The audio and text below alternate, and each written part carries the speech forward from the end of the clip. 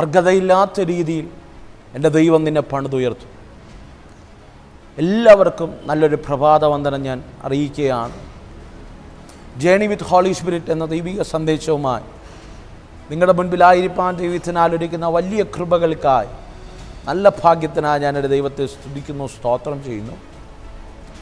പകൽക്കാലം ദൈവം എൻ്റെ ഹൃദയത്തിൽ തന്ന ഒരു ചിന്ത നിങ്ങളോട് കൈമാറാൻ ഞാൻ ആഗ്രഹിക്കുകയാണ്. 1 പത്രോസിൻ്റെ ലേഖനം 2-ാം അധ്യായം അതിൻ്റെ 4-ാമത്തെ വാക്യം ഇങ്ങനെ വായിക്കുന്നു: മനുഷ്യർ തള്ളിക്കളഞ്ഞതെങ്കിലും ദൈവസന്നിധിയിൽ ശ്രേഷ്ഠവും മാന്യവുമായ ജീവനുള്ള കല്ലായി അവൻ്റെ അടുക്കൽ വന്നിട്ട് നിങ്ങളും ജീവനുള്ള കല്ലുകൾ എന്ന പോലെ ആത്മീക ഗ്രഹമായി യേശുക്രിസ്തു മുഖാന്തരം ദൈവപ്രസാദത്തിന് ആത്മീയ യാഗം കഴിപ്പത്തക്കവണ്ണം വിശുദ്ധ പുരോഹിതവർഗമാകേണ്ടതിന് പണിയപ്പെടുന്നു. അതേ പ്രിയരെ, പകൽക്കാലം ദൈവാത്മാവിൻ്റെ ഹൃദയത്തിൽ തന്നൊരു ദൂത്, പലരാലും റിജക്റ്റ് ചെയ്യപ്പെട്ട ചിലരെ എൻ്റെ ദൈവം ദൈവഗ്രഹത്തിൻ്റെ പണിക്ക് വേണ്ടി സെലക്ട് ചെയ്യുകയാണ്. എത്ര പേർക്ക് സ്വീകരിക്കാൻ കഴിയുമെന്ന് എനിക്കറിയില്ല.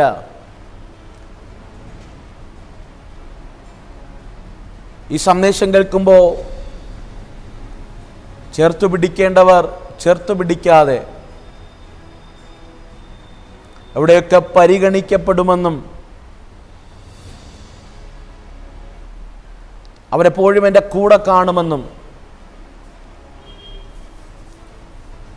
എൻ്റെ ജീവിതം ഒരിക്കലും ഉടയാൻ സാധ്യതയില്ല, ഏതെങ്കിലും പ്രതിസന്ധി വന്നു കഴിഞ്ഞാൽ ഇവരെങ്കിലും എന്നെ ചേർത്ത് പിടിക്കുമെന്ന് നീ കരുതി നീ ആഗ്രഹിച്ച് ചേർത്ത് പിടിച്ച ചില വ്യക്തികൾ നിന്നെ തള്ളിക്കളയുന്നുണ്ടെങ്കിൽ,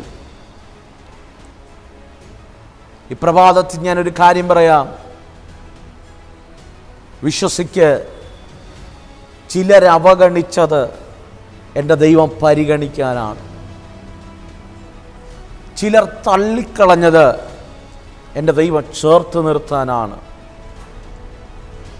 ചിലർ മാറ്റി നിർത്തിയത് എൻ്റെ ദൈവം നിന്നെ കൂടെ നിർത്താനാണ്. ചിലർ തകർക്കാൻ ശ്രമിച്ചത് എൻ്റെ ദൈവം നിന്നെ ഉയർത്താൻ വേണ്ടിയാണ്.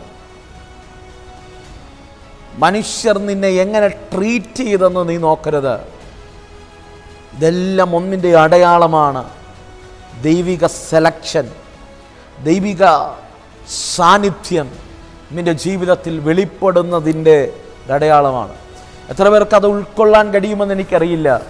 എൻ്റെ ജീവിതത്തിൽ നിന്ന്, ജീവിതാനുഭവത്തിൽ നിന്ന്, വചനത്തിൻ്റെ ആഴത്തിൽ നിന്ന് ഞാൻ പറയുകയാണ്. മനുഷ്യൻ നമ്മെ റിജക്റ്റ് ചെയ്യുമ്പോഴാണ് പ്രിയരെ ദൈവം നമ്മെ ചേർത്ത് പിടിക്കുന്നത്. ഉടയപ്പെടുമ്പോഴാണ് ദൈവം നമ്മെ തിരഞ്ഞെടുക്കുന്നത്. ബൈബിളിലൊരു പദമുണ്ട്, ചോസൻ വെസൽ, തിരഞ്ഞെടുക്കപ്പെട്ട പാത്രം. ആ പാത്രത്തിൻ്റെ പ്രത്യേകത അത് ഇന്നലകളിൽ ഉടഞ്ഞു എന്നതാണ്. ദൈവം തിരഞ്ഞെടുക്കാനുള്ള യോഗ്യത എന്തെന്ന് ചോദിച്ചാൽ സൗന്ദര്യമല്ല. ദൈവം തിരഞ്ഞെടുക്കാനുള്ള യോഗ്യത എന്തെന്ന് ചോദിച്ചു കഴിഞ്ഞാൽ കുടുംബപ്പേരോ കുലമഹിമയോ വിദ്യാഭ്യാസമോ നിറമോ ആരോഗ്യമോ സൗന്ദര്യമോ ഒന്നുമല്ല.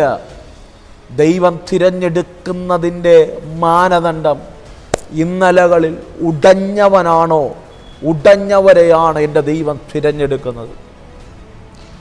ഈ വേദപുസ്തകത്തിനകത്ത് പഠിച്ചു കഴിഞ്ഞാൽ എത്ര ശക്തമായി ദൈവത്താൽ ഉപയോഗിക്കപ്പെടുന്ന ദൈവമനുഷ്യന്മാരായാലും അവരെല്ലാം ഇന്നലകളിൽ ഉടഞ്ഞവരായിരുന്നു. ഇന്നലകളിൽ ഏതൊക്കെ ഞെരുക്കങ്ങൾ അനുഭവിച്ചവരായിരുന്നു. ആർക്കുമില്ലാത്ത അവഗണന അവരുടെ ജീവിതത്തിനകത്ത് വെളിപ്പെട്ടവരായിരുന്നു. അരിമനാഥൻ ഈ ഭൂമിയിൽ 3.5 വർഷം ശുശ്രൂഷ ചെയ്തപ്പോൾ യേശു ഏറ്റവും കൂടുതൽ ഫോക്കസ് ചെയ്തത് തള്ളപ്പെട്ടവരെ, മാറ്റി നിർത്തപ്പെട്ടവരെ, ആരും പരിഗണിക്കാത്തവരെ, ജീവിതത്തിൻ്റെ എവിടെയൊക്കെ ആരുമില്ലാത്ത ഏകാന്തത അനുഭവിക്കുന്ന വ്യക്തികളെ ഫോക്കസ് ചെയ്താണ് ദൈവത്തിൻ്റെ ചലനങ്ങൾ സംഭവിച്ചതെങ്കിൽ ഈ പ്രഭാതത്തിൽ ദൈവാത്മാവിൽ ഒരു ദൂത് കൈമാറാം. You are a special person. ലോകം നിന്നെ പരിഗണിച്ചില്ലേലും ദൈവത്തിന് നീ ഏറ്റവും പ്രിയമാണ്. നീ ഏറ്റവും പ്രിയമാണ്. ആ നിന്നെ എൻ്റെ ദൈവം മാന്യവും ശ്രേഷ്ഠവുമായ മൂലക്കല്ലാക്കി മാറ്റും. ഇവിടെ പത്രോസ് പറയുന്നൊരു പദമുണ്ട്, മനുഷ്യർ തള്ളിക്കളഞ്ഞതിനെ ദൈവം മൂലക്കല്ലാക്കിയല്ലോ. ദൈവം അതിനൊരു കോർണർ സ്റ്റോണാക്കി മാറ്റി. ഒരു ബിൽഡിങ്ങിൻ്റെ ഏറ്റവും അടിസ്ഥാനം എന്ന് പറയുന്നത് ആദ്യം ഇടുന്ന കല്ലാണ് മൂലക്കല്ല്. കോർണർ സ്റ്റോൺ, അടിസ്ഥാനത്തിൻ്റെ ആദ്യത്തെ കല്ലുകൾ. ഈ പകൽക്കാലം ഞാൻ ആത്മാവിൽ പറയാം, നീ വേദനിച്ചത്, നീ ഉടഞ്ഞത്, ദൈവരാജ്യത്തിന് വേണ്ടി ഏതോ പട്ടണങ്ങളിൽ, ഏതോ ദേശങ്ങളിൽ, ഏതോ രാജ്യങ്ങൾക്കപ്പുറം, അർഹതയില്ലാത്ത ഏതൊക്കെ മേഖലകൾക്കകത്ത് ദൈവരാജ്യത്തെ പണിയാൻ എൻ്റെ ദൈവത്തിന് നിന്നൊരു മൂലക്കല്ലാക്കി മാറ്റാൻ പദ്ധതിയുണ്ട്. ഒരു കാലഘട്ടത്തെ മുഴുവനും ഇൻഫ്ലുവൻസ് ചെയ്യാൻ ദൈവത്തിന് നിന്നെ ഉപയോഗിക്കാൻ പദ്ധതിയുണ്ട്. പ്രിയരെ, നമുക്കെല്ലാവർക്കും അറിയാം, യോസേഫിന്റെ ആരംഭം ചെറുതായിരുന്നു. മനുഷ്യരെന്ന് പറഞ്ഞു കഴിഞ്ഞാൽ സ്വന്തം സഹോദരങ്ങൾ യോസേഫിനെ തള്ളിക്കളഞ്ഞു. യോസേഫിന് സഹോദരങ്ങൾ സമ്മാനിച്ചത് വസ്ത്രമല്ല, യോസേഫിന് സഹോദരങ്ങൾ സമ്മാനിച്ചത് ആഹാരമല്ല, യോസേഫിന് സഹോദരന്മാർ സമ്മാനിച്ചത് പൊട്ടക്കിണറാണ്. അപ്പൻ കൊടുത്ത വസ്ത്രം പോലെ യോസേഫിന്റെ ശരീരത്തിനകത്തുനിന്ന് വലിച്ചൂരിയെടുത്ത് കാട്ടുമൃഗത്തെ അറുത്ത് രക്തം പുരട്ടി അപ്പന്റെ അടുക്കൽ കള്ളത്തെളിവുമായി യോസേഫിന്റെ വസ്ത്രവും അങ്കിയുമായി, യോസേഫിന്റെ അങ്കിയുമായി യാക്കോബിന്റെ അടുക്കൽ ഓരോരുത്തർ വന്ന് തെളിവ് നിരത്തി അവന്റെ മരണവാർത്ത പറയുമ്പോഴും ഈ പകൽക്കാലം ഞാൻ ആത്മാവിലൊരു ദൂത് കൈമാറാം. മനുഷ്യൻ തള്ളി ഒതുക്കി, ഇനി ഇവനൊരു ഭാവിയില്ല, ഇവൾക്കൊരു ജീവിതമില്ലെന്ന് ഒതുക്കി എവിടെയെങ്കിലും ഏതെങ്കിലും കോണിൽ ഒതുക്കിയിട്ടുണ്ടെങ്കിൽ, ഏതെങ്കിലും പദ്ധതികൾ നിനക്കെതിരെ ഒരുക്കിയിട്ടുണ്ടെങ്കിൽ ഞാൻ ആത്മാവിലൊരു ദൂത് കൈമാറാം. മനുഷ്യൻ തള്ളിയ നിന്നെ എൻ്റെ ദൈവം ചേർക്ക മാത്രമല്ല, ദൈവരാജ്യത്തെ പണിയ എൻ്റെ ദൈവം നിന്നൊരു കോർണർ സ്റ്റോൺ ആക്കി മാറ്റും. പ്രിയരെ, യോസേഫ് മരിച്ചെന്ന യാക്കോബിന്റെ ചിന്ത, സഹോദരങ്ങൾ തള്ളി, വസ്ത്രം വലിച്ചു കീറി, മിദ്യാനിയർക്ക് 20 വെള്ളിക്കാശിന് കൊടുത്തു. സ്വന്തം സഹോദരങ്ങൾ കൂടപ്പറപ്പിനെ വിറ്റത് 20 വെള്ളിക്കാശിന്. മിദ്യാനിയരുടെ മുൻപിൽ മിദ്യാനിയ കച്ചവടക്കാർ അടിമച്ചന്തയിൽ കൊണ്ടു നിർത്തി, വിവസ്ത്രനാക്കി യോസേഫിനെ നിർത്തി.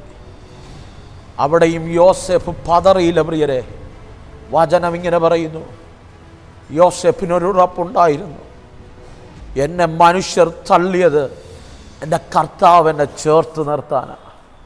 ലോകം തള്ളിയത് എൻ്റെ ദൈവത്തിന് എന്നെ അധികമായി ചേർത്ത് നിർത്താനാണ്.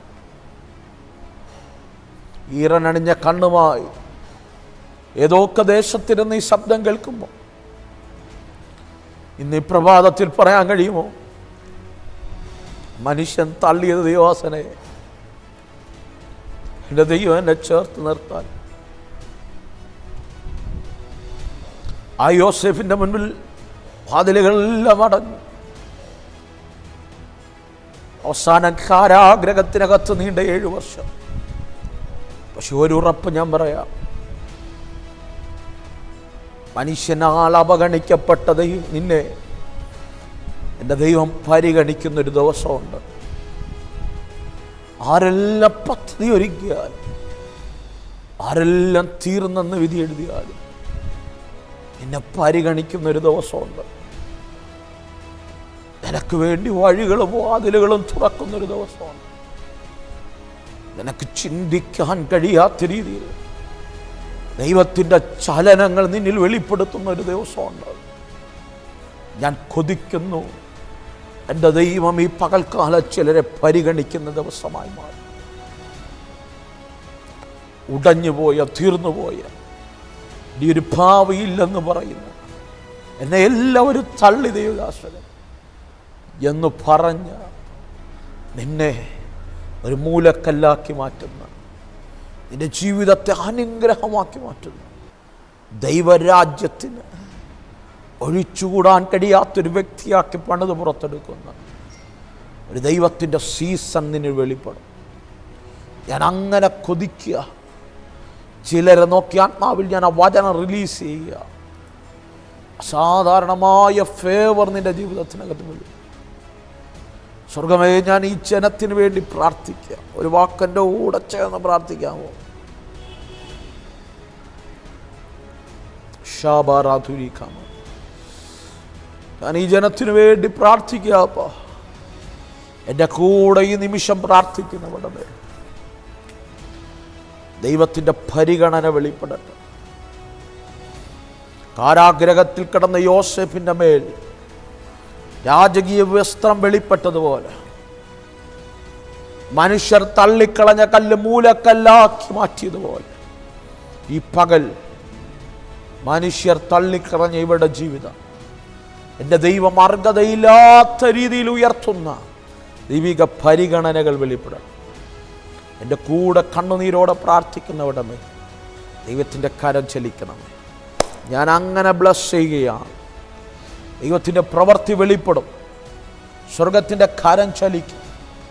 ദി നെയിം ഓഫ് ജീസസ് ഞാൻ അങ്ങനെ ബ്ലസ് ചെയ്യും. യേശുവിൻ നാമത്തിൽ തന്നെ ആമേൻ, ആമേൻ. God bless you. അതേ പ്രിയരെ, വിശ്വസിക്ക്, മനുഷ്യൻ തള്ളിക്കളഞ്ഞത് ദൈവത്തിന് നിന്നെ മൂലക്കല്ലാക്കാൻ വേണ്ടിയാണ്. ഇപ്പം കൽക്കാലം വിശ്വസിക്കാമോ? Let us start our journey with Holy Spirit. പരിശുദ്ധാത്മാവിൻ്റെ കൂടെ ഒരു യാത്ര തിരിക്കാമോ? മനുഷ്യൻ തള്ളിയ നിന്നെ ദൈവം പരിഗണിക്കും. അതിനുവേണ്ടി പരിശുദ്ധാത്മാവിനോട് പറയാമോ? Holy Spirit lead me today. ഈ പ്രഭാതം പരിശുദ്ധാത്മാവേ എന്നെ ഒന്ന് നയിക്കണമേ. അങ്ങനെ നയിച്ചാൽ മനുഷ്യൻ തള്ളിയെടുത്ത് ദൈവം നിന്നെ പരിഗണിക്കും. God bless U. ആമേൻ.